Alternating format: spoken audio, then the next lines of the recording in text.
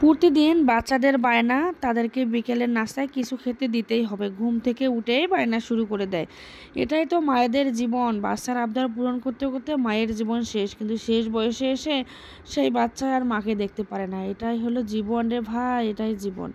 Hi everyone, আসসালামু আলাইকুম। সবাই কেমন আছেন? আশা করি সবাই খুব ভালো আছেন।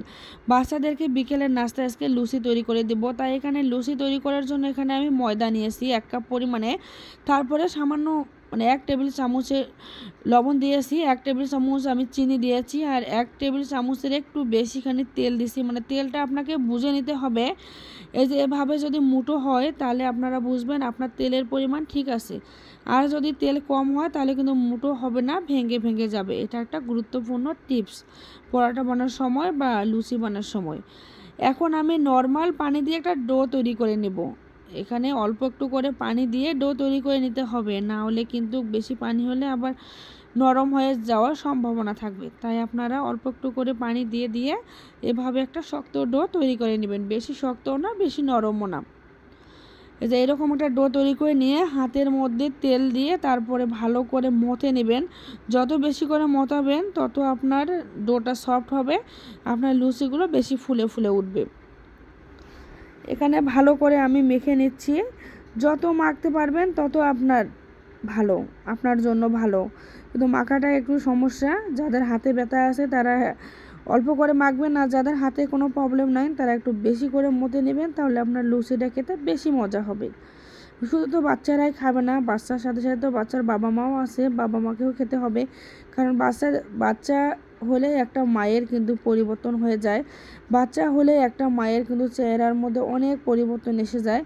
কারণ যে অনেক খাবারে তৈরি করা হয়, যে খাবারগুলো খায় না বাচ্চার মাকেই কিন্তু খেতে হয়। এভাবে মায়েরা তাদের চেহারার পরিবর্তন হয়ে যায়, কিছু করার নেই। মা যেহেতু একটা মেয়ে থেকে মা হওয়া, এর থেকে কঠিন কাজ আর কিছু হতে পারে না। এখন আমি এগুলো সব ছোট ছোট করে একটা করে লেচি কেটে নিচ্ছি। আপনার যতটুকু পরিমাণে বড় করার ইচ্ছা ততটুকু পরিমাণে ডোটা করে নেবেন। আমি বেশি বড়ও না বেশি ছোটও না, এভাবে ডোটা করে নিচ্ছি। এখন অনেকে আবার বলবেন এখানে টাইসে করে নিচ্ছেন কেন? টাইসটা আমি ভালো করে আগে হুইল দিয়ে তারপর ল্যাকড়া ভেজায় নিয়ে পরিষ্কার করে নিয়েছি, তারপর আমি বেলতেছি। কারণ আমার কাছে পিরিয়ডসে এভাবে খোলামেলা জায়গায় রুটি, পরোটা বা লুচি বেলতে অনেক বেশি ভালো লাগে, তাই আমি এভাবে বেলতেছি। আপনারা চাইলে পিড়িতেও বেলে নিতে পারবেন।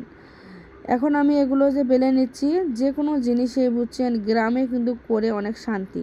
যেমন আপনি বেলতেছেন, একজনকে বললেন একটু তুই ভাজে তো, তাহলে কিন্তু ও ভেজে দিবে। আর এখানে দেখেন আমাকে লুচিটা এমন একটা জিনিস, এটা বানায় সাথে সাথে ভাজতে হয়। এখন আমাকে এগুলো রেখে দিতে হবে, তারপর আর কি কিছুটা হওয়ার পর ভাজতে হবে।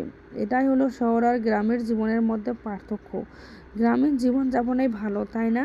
কিন্তু বাচ্চাদের জন্য একটু কষ্টকর, কিন্তু গ্রামীণ জীবনযাপন অন্যান্য দিক দিয়ে ভালো, শুধু পড়াশোনার দিক দিয়ে ছাড়া সব দিক দিয়েই ভালো। কি বলেন আপনারা? আমার কাছে তো তাই মনে হয়। কারণ আগে গ্রামের পড়াশোনাও অনেক ভালো ছিল, কিন্তু এখন গ্রামের বাচ্চারা পড়াশোনার দিকে কোনো ধাঁধাই নেই। এখন বাচ্চার বাবার জন্য এই শহরে এসে পড়ে থাকতে হয়, আর গ্রামকে অনেক মিস করতে হয়। এটাই হলো মেয়েদের জীবন। এখন এই যে এগুলো লুচি আমার সবগুলো বেলে বেলে এভাবে রেখে দিছি, কারণ একটার সাথে একটা লেগে যাওয়ার সম্ভাবনা থাকবে, তাই আলাদা আলাদা করে রেখে দিছি। এখন এই যে অন্যদিকে আমি তেল বসিয়ে দিয়েছি অলরেডি। সন্ধ্যা হয়ে গেছে আমার নাস্তা বানাতে বানাতে, কারণ এগুলো বেলা লাগে, একাই সব কিছু করতে হয়। সন্ধ্যার প্রায় 20-25 মিনিট আগেই শুরু করছি ভাজতে ভাজতে, সন্ধ্যায় হয়ে গেল। এখন এই যে এগুলো ভেজে নিচ্ছি। প্রথমটাই কিন্তু আমার দেখেন কত সুন্দরভাবে ফুলে উঠেছে। অনেকে প্রথমটা দেখাতে চায় না, আর আমি প্রথম থেকেই শুরু করি। কারণ যে কোনো জিনিস প্রথম জিনিসটা একটু খারাপ হবে, তারপর আস্তে আস্তে জিনিসগুলো ভালো হবে। দেখেন আপনারা প্রথমটা কত একটু হালকা ফুলেছে, আর এটা দেখেন একবারে ফুলছে তো ফুলছে, সেরকমভাবে ফুলে উঠছে।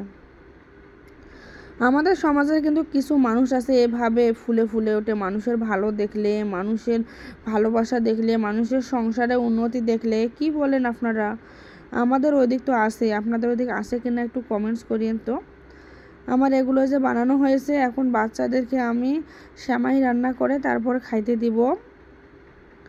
এগুলো কিন্তু যত ডুবো তেলে ভাজবেন তত আপনার খেতে বেশি মজা লাগবে আর খেতে নরম সফটও হবে। আমার অত তেল নাই ভাই, আমি সামান্য পরিমাণ তেল দিয়েই ভেজে নিলাম। এখন এই যে সবাই 3 জন মিলেই খাচ্ছি, 2 বাচ্চা আমি, এত পরিমাণে মজা লাগতেছে। ভিডিওটি ভালো লাগলে লাইক কমেন্ট শেয়ার করুন। আল্লাহ হাফেজ।